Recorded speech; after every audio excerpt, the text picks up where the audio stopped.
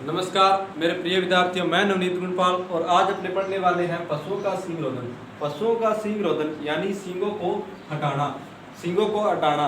अब सींगों को हटाना मैंने शब्दावली के अंदर बताया था कि सींगों को हटाना क्या कहते हैं, डिसबडिंग या डीहॉर्निंग बोलते हैं।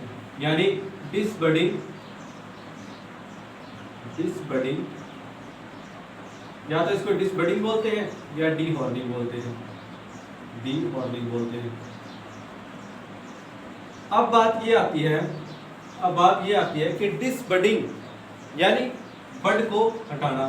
यानी अगर छोटी कलिका है यानी सींग अभी उग रहा है, अभी तक तो छोटा है यानी पशु छोटा है और उसके सींग अभी उग रहे हैं, तो उस टाइम क्या होगा कि डिसबडिंग यानी बड यानी कलिका और डिस यानी उसको हटा देना, तो डिसबडिंग हो गया। और डीहॉर्निंग मतलब बड़े सींगों को यानी बड़े पशु हैं उनके सींग बड़े बड़े हो चुके हैं तो उनको हटाना यानी डीहॉर्निंग हो गया। हॉर्न मतलब सींगों को हटाना और बड मतलब कलिका को हटाना। तो आई होप आपको क्लियर हो चुका होगा। और इसके बाद में आता है कि पहले सींगों को हटाया क्यों जाता है। सींगों को हटाया क्यों जाता है यानी कुछ पशु मारने वाले होते हैं या फिर जैसे कुछ पशुओं को सुंदर दिखाने के लिए सींगों को हटाया जाता है। तो इसकी कुछ विधियां हैं जो विधि आपने थोड़े डिटेल में पढ़ेंगे कि विधियां हैं क्या, और इनमें से प्रश्न भी आता है, अच्छे खासे प्रश्न आ जाते हैं। तो पहली विधि आती है वो है केमिकल मेथड। केमिकल मेथड यानी रासायनिक विधि बोलते हैं इसको। रासायनिक विधि है तो यानी वैज्ञानिक विधि भी है, रासायनिक विधि वैज्ञानिक विधि भी है ये, यानी सबसे अच्छी विधि या उपयुक्त विधि कह सकते हैं। तो पहली बात केमिकल मेथड लिखा है मैंने कि केमिकल मेथड है तो इसमें कुछ केमिकल वगैरह यूज होता होगा। तो केमिकल मेथड में केमिकल कौन सा यूज होता है, कास्टिक पोटास और दूसरा सोडियम हाइड्रोक्साइड। ये केमिकल है जो कास्टिक पोटास और ये सोडियम हाइड्रोक्साइड, इनकी क्या होती है, एक छड़ होती है। तो इसको सींग की जो कलिका होती है, कलिका इसके ऊपर रगड़ा जाता है, तब तक रगड़ा जाता है जब तक कि इसके अंदर से खून ना आने लग जाए और इसके जो कोशिकाएं हैं यहाँ से, तो वो क्या है उत्तक है जो वो खत्म ना हो जाए, तब तक इसके ऊपर रगड़ा जाता है। तो ये इसके ऊपर रगड़ने से क्या होगा कि इसके जो कोशिकाएं हैं वो मर जाएगी और वो क्या है आगे डेवलप नहीं होगी, यानी दूसरी कोशिकाएं उससे विभाजन नहीं होगा और विभाजन नहीं होने से इसका सींग रोधन हो जाएगा। तो इसके अंदर क्या होता है कि दो तो केमिकल यूज किए जाते हैं। इसको लिख देता हूं कि कास्टिक पोटास, यानी देता हूं कास्टिक पोटास और क्या है सोडियम हाइड्रोक्साइड।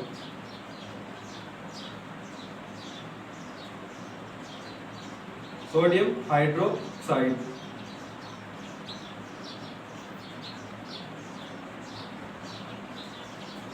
अब प्रश्न कैसे आता है, इसमें से प्रश्न पूछते हैं और ये ही इंपॉर्टेंट है सबसे, यानी सबसे अच्छी विधि पूछ ली जाए तो भी केमिकल मेथड होता है। और फिर इसमें प्रश्न कैसे आता है कि केमिकल मेथड के अंदर कौन सा केमिकल यूज किया जाता है। तो आप में लिख देंगे कि कास्टिक पोटास और सोडियम हाइड्रोक्साइड इसके अंदर यूज किया जाता है। फिर इसके बाद में आती है कि सबसे उपयुक्त विधि कौन सी है। तो सबसे उपयुक्त विधि यही है, केमिकल मेथड है सबसे उपयुक्त विधि, सबसे उपयुक्त विधि है। फिर इसके बाद में विधि मतलब ये आता है कि कौन सी विधि है जो वैज्ञानिकों द्वारा तैयार की गई है, यानी वैज्ञानिक विधि है। तो वैज्ञानिक विधि भी यही है, वैज्ञानिक विधि। तो इसके बाद में नॉर्मल सी बात थी जो आपने हो गई है कि केमिकल मेथड क्या था, मैंने बता दिया आपको कि केमिकल मेथड में होता क्या है, और कास्टिक पोटास और सोडियम हाइड्रोक्साइड और सबसे उपयुक्त विधि और वैज्ञानिक विधि यही है। और ऐसे ही प्रश्न आता है कि सबसे उपयुक्त विधि कौन सी है और वैज्ञानिक विधि कौन सी है और कौन सा केमिकल यूज किया जाता है। और इसके बाद में आता है दूसरी विधि के बारे में देखते हैं आपने, तो वो कौन सी होगी, hot iron rod. Hot iron rod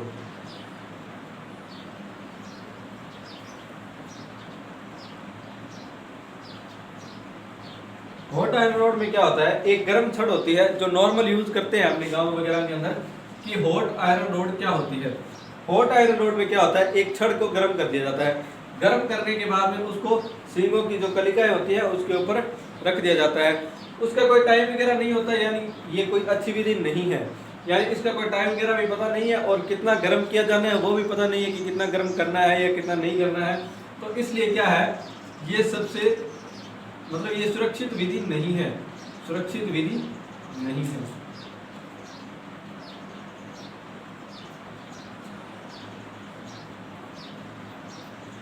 एक तो सुरक्षित विधि नहीं है और दूसरी सुरक्षित क्यों नहीं है, यानी अगर ज्यादा जल जाए तो पशु के मरने की मतलब शंका ज्यादा रहती है। क्यों क्यों मर जाता है पशु, क्योंकि सींगों के अंदर कीड़े पड़ जाते हैं, यानी जब पशु के जो कलिका है वो ज्यादा जल जाएगी तो वो उसमें सड़न पैदा हो जाएगी, सड़न पैदा होने से कीड़े वगैरह पड़ जाएंगे और उससे क्या होगा, पशु के अंदर मतलब मरने की जो चांस है वो ज़्यादा रहते हैं।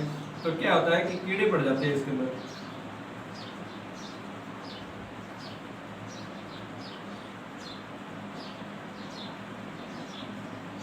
ज़्यादा संभावना रहती है, संभावना रहती है, यानी ज़्यादा चांस होते हैं। हॉट आयरन रोड, अब अपने आगे इसके जो विधियां हैं वो देखते हैं। इसमें इतना ही था कि हॉट आयरन रोड में इतना पूछ लिया जाता है कि सुरक्षित विधि कौन सी सुरक्षित विधि नहीं है, निम्न में से कौन सी सुरक्षित विधि नहीं है, या कीड़े पड़ने की समस्या किस विधि में रहती है। तो ये हो गया। और इसके बाद में आता है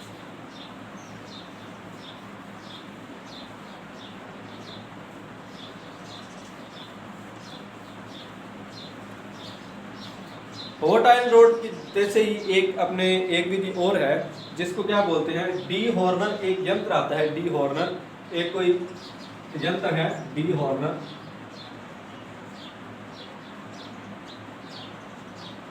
डी हॉर्नर यंत्र द्वारा,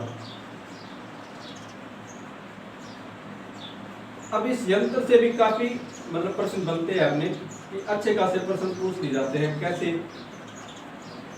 कैसे क्या प्रश्न आते हैं वो देखते हैं। डी हॉर्नर यंत्र में पूछ लिया जाता है कि इसका तापमान कितना रखते हैं,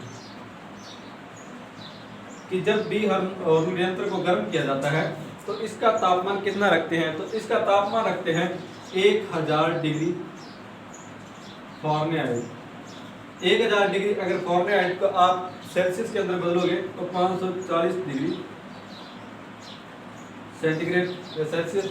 और इसके बाद में कि इस डी हॉर्नर यंत्र को अगर गर्म कर लिया, अब गर्म करने के बाद में कितने टाइम तक रखा जाना चाहिए, यानी सींग की कलिका के ऊपर कितने टाइम तक रखा जाना चाहिए। तो कितना टाइम तक रखा जाना चाहिए, 10 सेकेंड, ओनली 10 सेकेंड। तो है क्या, डी हॉर्नर यंत्र विधि है तो उस आयरन रोड मेथड के समान ही, लेकिन इसके अंदर क्या होता है, इस डी हॉर्नर यंत्र के अंदर इसका टाइम फिक्स कर दिया गया है। एक तो इसका टाइम फिक्स कर दिया गया है और एक इसका तापमान फिक्स कर दिया गया है और ये इतना ही गर्म किया जाएगा। और उसके अंदर क्या था कि उसका तापमान भी फिक्स नहीं था और उसका टाइम भी फिक्स नहीं था, और वो कितना जलाएगा या कितने टाइम तक रखा जाएगा उसका कोई मतलब नहीं होता। यानी वो देख अपने बोल सकते हैं कि गाँव के अंदर जो यूज की जाती है वो विधि है और वो एक असुरक्षित विधि है। और फिर आता है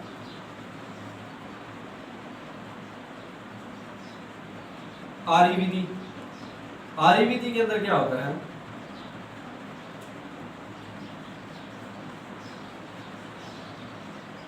आरी विधि में जो लंबे सींग वाले पशु है, यानी जो लंबे सींग वाले पशु है उनके सींग है वो आरी वगैरह से काट दिए जाएंगे। तो इसमें लिख देता हूं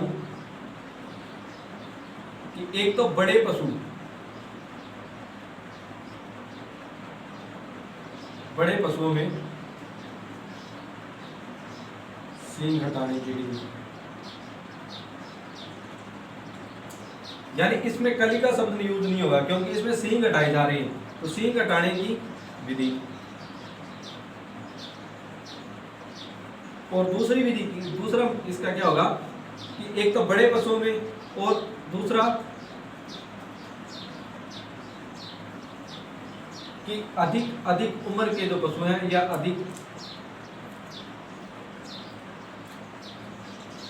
अधिक उम्र व लंबे सींग वाले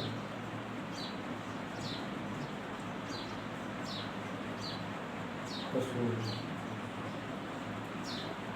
अब कुछ पशु ऐसे हैं, जैसे एक गाय की नस्ल है कांकरेज, तो कांकरेज में क्या, कांकरेज नस्ल होती है, उसके अंदर क्या होता है कि उसके सींग इस प्रकार से इतने इतने लंबे होते हैं। तो काफी लंबे होने के कारण क्या होता है कि उसके अंदर सींग के अंदर कैंसर की समस्या रहती है। तो उस सींगों को, उन सींगों को उस कैंसर से बचने के लिए क्या होता है, उन सींगों को हटा दिया जाता है, यानी उनको काट दिया जाता है आरी वगैरह से, या फिर डिसबडिंग करके उनके सींगों को हटा दिया जाता है। तो फिर इसके बाद में आता है, अगली विधि पढ़ लेते हैं, rubber band. Rubber band method भी बोल देते हैं इसको, या इसको बोलते हैं इलास्ट्रेट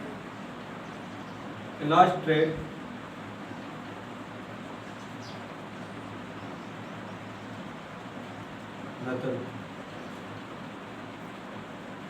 सीधा नॉर्मल लिख देता हूं, रबर विधि। इसमें होता क्या है कि पशु के जो छोटे सींग है, यानी अभी पशु के जो सींग है उनके ऊपर क्या होगा, जो सींग है तो यहाँ पर रबर चढ़ा दिया जाएगा। इसके अंदर जो रबर के छल्ले हैं वो डाल दिए जाते हैं, ताकि उससे क्या होता है कि इसके अंदर रक्त का जो संचार है या प्रवाह है वो रुक जाएगा, और कुछ टाइम बाद में ये सींग झड़ जाएगा। तो एक नॉर्मल सी विधि है, लेकिन इसके अंदर क्या है कि पशु के अंदर दर्द ज्यादा होता है। दर्द ज्यादा होने के कारण इसको उपयुक्त विधि नहीं मान सकते, बट फिर भी अपने पढ़ना है तो अपने क्या लिख देते हैं कि एक तो छोटे सींग वाले,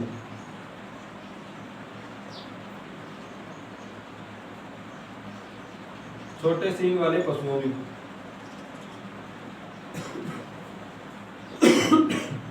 में उपयुक्त। छोटे सींग वाले कितने छोटे, तो 10 सेंटीमीटर के करीब जो सींग होते हैं, 10 सेंटीमीटर लंबाई। और फिर आते हैं कि छोटे सींग वाले पशु है कौन से, जैसे बात कर लेते हैं अपने भेड़ की या बकरी, तो ये छोटे सींग वाले पशु हैं। तो इनके अंदर रबर विधि द्वारा सींगों को हटाया जाता है। तो इसके अंदर हो गया, क्लियर हो गया कि डिसबडिंग क्या था, डीहॉर्निंग क्या था, यानी अपनी आरी विधि पड़ी थी वो आ जाएगी डीहॉर्निंग में, और बाकी जो विधियां हैं वो 4 विधियां हैं जो डिसबडिंग के अंदर आ जाएंगी। तो आज के लिए इतना ही, धन्यवाद।